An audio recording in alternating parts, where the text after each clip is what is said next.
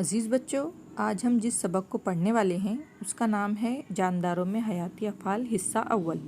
اب جاندار تو ہم ہماری دوسری تیسری جماعت سے پڑھتے آ رہے ہیں، یعنی ہمیں پتہ ہے کہ جاندار کسے کہتے ہیں، لیکن حیاتی افعال کا مطلب کیا ہوتا ہے؟ حیات کا مطلب ہوتا ہے زندگی اور افعال یعنی کام۔ تو زندہ رہنے کے لیے ہمارے جسم کو جن کاموں کو کرنا ضروری ہوتا ہے ان کاموں کو حیاتی افعال کہتے ہیں۔ اب یہ کام کون سے ہیں؟ تو یہ کام ہے عمل تنفس، عمل استخراج، دوران خون، عمل انہضام وغیرہ۔ یہ تمام افعال ہمارے جسم میں ہم آہنگی کے ساتھ یعنی کہ مل جل کر کام کرتے ہیں اور ہمارا جسم نتیجے میں صحت مند رہتا ہے۔ پر ہمارے جسم کے حیاتی افعال کو مکمل کرنے کے لیے ہمیں توانائی کی ضرورت ہوتی ہے، اور یہ توانائی ہمیں کہاں سے حاصل ہوتی ہے؟ یہ توانائی ہمیں غذا سے حاصل ہوتی ہے۔